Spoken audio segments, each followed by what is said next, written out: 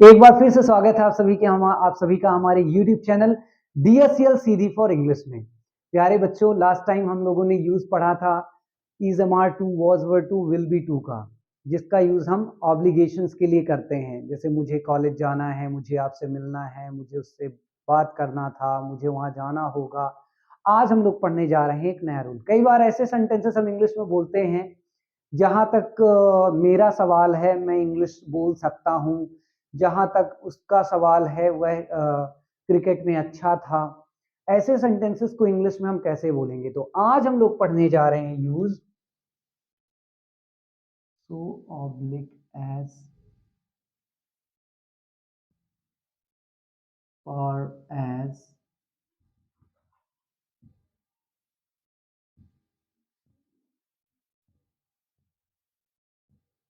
The question. आज हम पढ़ेंगे इसी का यूज। आईडी हमें मिलेगी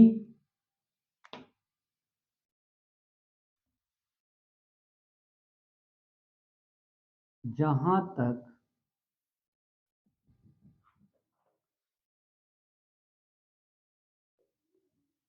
का सवाल है। पास्ट की हम बात करेंगे तो आ जाएगा बच्चों था, और फ्यूचर की हम बात करेंगे तो आ जाएगा होगा।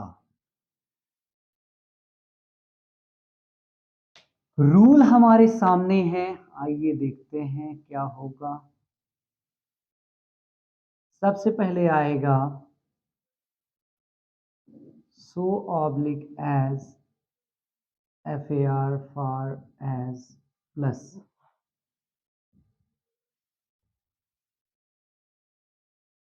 The question of. उसके बाद बच्चों आएगी मेन वर्ब। मेन वर्ब की फोर्थ फॉर्म में यूज करेंगे। फिर आ जाएगा ऑब्जेक्ट। उसके बाद ऑब्जेक्ट के बाद हम यूज करेंगे वर्ब, यहां अराइजेस या अरोज, और इसके बाद आ जाएगा सेकंड क्लॉज।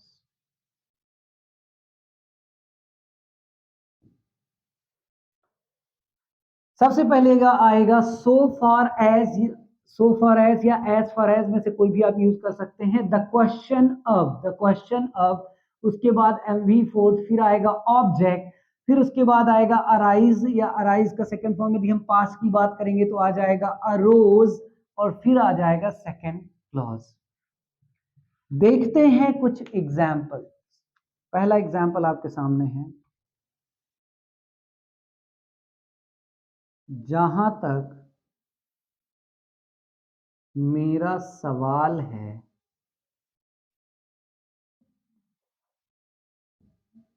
मैं DSEL का छात्र हूं। तो ध्यान से देखेंगे बच्चों, आ रहा है जहां तक सवाल है, सवाल है। तो यहां इसको हम कैसे ट्रांसलेट करेंगे? As for as my question.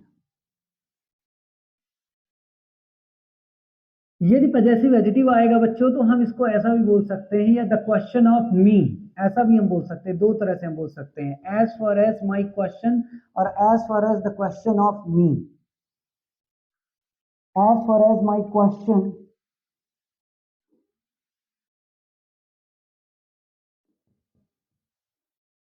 Arises, जहां तक मेरा सवाल है, as for as my question arises, मैं DSCL का छात्र हूं। ये सेकंड क्लॉज यहां से शुरू हो जाएगा। I am a student of DSEL। तो ट्रांसलेशन कुछ ऐसा होगा बच्चों, as far as my question arises. My question arises, क्योंकि यहां कोई वर्ब नहीं थी तो माई क्वेश्चन अराइजेस। मैं DSCL का छात्र हूं। आम अ स्टूडेंट ऑफ DSCL। आइए देखते हैं दूसरा सेंटेंस।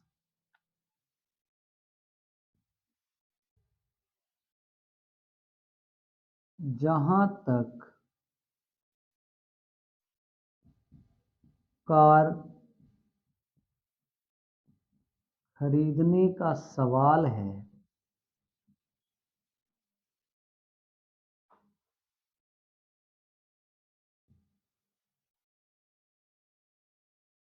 वह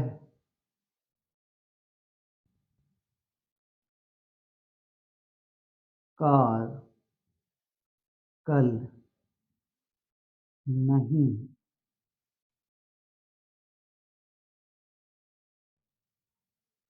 खरीद सकता है। ऐसा सेंटेंस हमारे सामने है बच्चों। जहां तक कार खरीदने का सवाल है, वह कल कार नहीं खरीद सकता है। तो हम यूज करेंगे so far as the question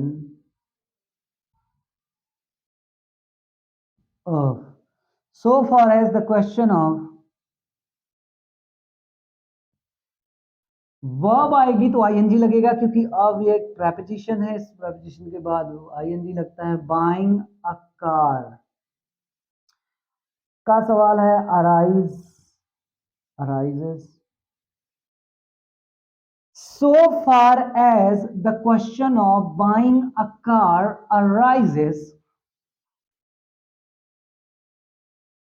यहां हम यूज कर लेंगे कॉमा, वह कार कल नहीं खरीद सकता है। He can't buy a car tomorrow. तो ट्रांसलेशन कुछ ऐसा होगा बच्चों, so far as the question of buying a car arises, he can't buy a car tomorrow. अब आइए देखते हैं नेक्स्ट एग्जाम्पल।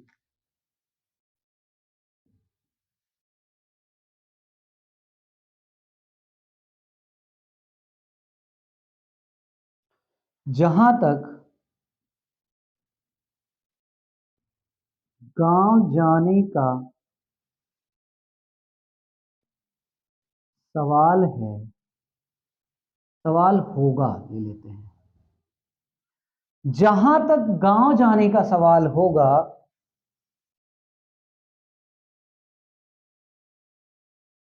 वह कल गांव जा पाएगी। सेंटेंस हमारे सामने है, जहां तक गांव जाने का सवाल होगा, वह कल गांव जा पाएगी।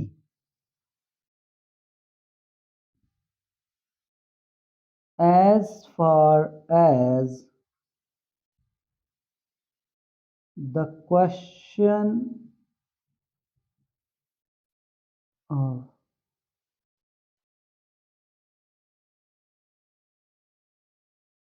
going to village arises,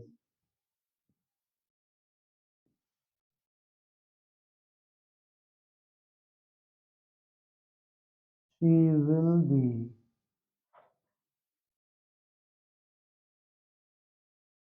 able to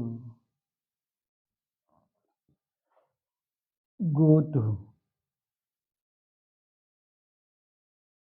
village tomorrow। तो हमारा सेंटेंस का ट्रांसलेशन ऐसा होगा बच्चों, जहां तक गांव जाने का सवाल होगा, as far as the question of going to village, going to verb आएगी, उसमें आईएनजी लगेगा, going to village arises। अब आप बोलेंगे यहां सर will arise क्यों नहीं आया? देखिए बच्चों, जब कंडीशन हो और दो फ्यूचर के सेंटेंसेस हो और उसमें यदि अगर या जहां तक, जब ऐसी कंडीशन आ जाए तो पहले क्लॉज को प्रेजेंट इंडेफिनिट टेंस में हम लिखते और बोलते हैं, इसीलिए यहां विल अराइज ना होकर के अराइजेस आया है। As far as the question of going to village arises, he will be able to, पाएगी आ रहा है बच्चों, तो यहाँ शी आएगा, ही नहीं आएगा। She will be able to, क्योंकि देखिए पाएगी, जा पाएगी, मतलब एबिलिटी की बात हो रही है कि able to do this. She will be able to go to village tomorrow, वह कल गांव जा पाएगी। She will be able to go to village tomorrow. एक और एग्जांपल लेते हैं बच्चों, पास्ट का लेते हैं।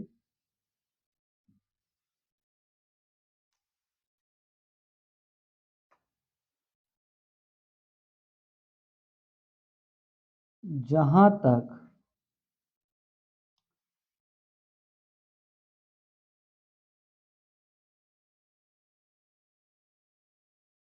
उसे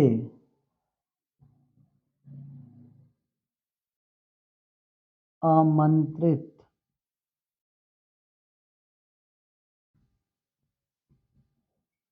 करने का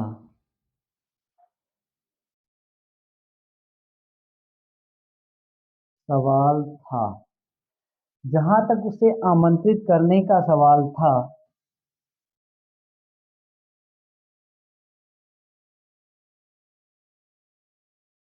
मैं उसे आमंत्रित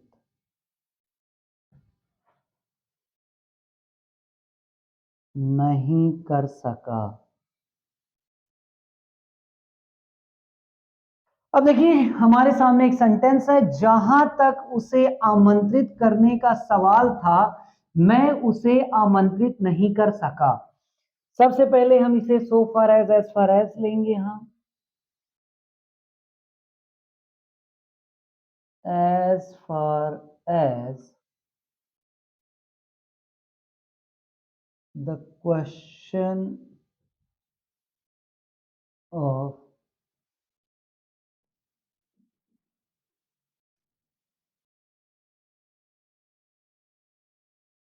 इनवाइटिंग हिम अरोज। अराइज का सेकंड फॉर्म आएगा अरोज, क्योंकि यहां आप देखेंगे आ रहा है था। अभी तक ऊपर के सेंटेंसेस में आ रहा था है या होगा, पहली बार आ रहा है आ रहा था, मतलब करने का सवाल था, तो अराइज का सेकंड फॉर्म आएगा arose. So for as the question of inviting him arose, मैं उसे आमंत्रित नहीं कर सका। नहीं कर सका, नहीं पाया के लिए हम मॉडल वर्ब कुड का यूज करेंगे। आई कुडंट इनवाइट हिम, या I could not invite him, आप ऐसा भी बोल सकते हो। As far as the question of inviting him arose, I couldn't invite him. तो ये 4 सेंटेंसेस हमने यहां आपके सामने दिए हैं बच्चों, इन्हें आप ध्यान से देख लें। पहला है, जहां तक मेरा सवाल है मैं डीएससीएल का छात्र हूं। as far as my question arises, as far as my question arises, I'm a student of DSEL। दूसरा है, जहां तक कार खरीदने का सवाल है वह कार कल नहीं खरीद सकता है। So far as the question of buying a car arises, he can't buy a car tomorrow। Third sentence है, जहां तक गांव जाने का सवाल होगा वह कल गांव जा पाएगी। As far as the question of going to village arises, मैंने बताया आपको कि arises क्यों आएगा, क्योंकि फ्यूचर की 2 सेंटेंसेस हैं और वहां कंडीशन है जहां तक, जब तक, यदि, कब। तो वहां ऐसे में बच्चों आपको एक सेंटेंस जो पहला क्लॉज होगा जिसके साथ कंडीशन होगी उसे प्रेजेंट इंडेफिनिट टेंस में ट्रांसलेट करना होगा, लिखना बोलना होगा, तो इसीलिए अराइजेस यहां आ जाता है, अराइजेस, विल अराइज नहीं। So far as the question of going to village arises, she will be able to go to village tomorrow। अगला है, जहां तक उसे आमंत्रित करने का सवाल था मैं उसे आमंत्रित नहीं कर सका। As far as the question of inviting him arose, I couldn't invite him, I couldn't invite him. आप इसका स्क्रीनशॉट ले सकते हैं। अब हम आपको दो सेंटेंसेस देंगे, आप उन्हें ट्रांसलेट करके हमें बताइएगा। रूल आपके सामने है। पहला सेंटेंस है,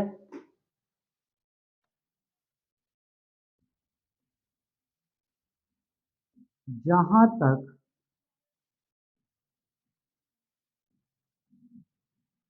अंग्रेजी बोलने का सवाल है,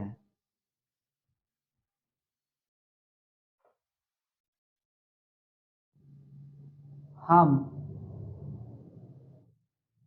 बोल सकते हैं।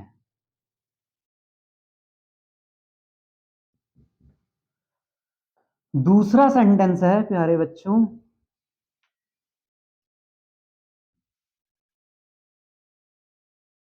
जहां तक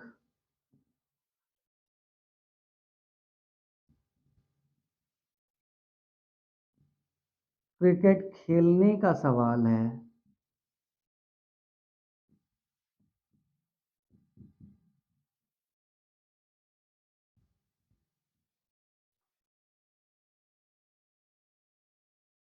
वह अच्छे से खेल लेता है। दो सेंटेंसेस आपके सामने हैं। पहला है, जहां तक अंग्रेजी बोलने का सवाल है हम बोल सकते हैं, और दूसरा है, जहां तक क्रिकेट खेलने का सवाल है वह अच्छे से खेल लेता है। आई होप कि आपको so far as the question of का यूज अच्छे से समझ में आ गया होगा। आप इसे अपने नोटबुक में लिख लीजिएगा और घर पे प्रैक्टिस करिएगा। इससे कुछ सेंटेंसेस आप अपने से भी बनाइए, दो तो हमने दे ही दिए हैं। इससे आपका कॉन्फिडेंस बढ़ेगा। जब भी ऐसे सेंटेंसेस इंग्लिश में बोलने हो तो आप उन्हें इंग्लिश में बोलने की ही कोशिश करिएगा। Once again thank you so much for watching our video. यदि आपको हमारी टीचिंग अच्छी लगती है सो प्लीज चैनल को सब्सक्राइब करें, शेयर करें, लाइक करें। Thank you.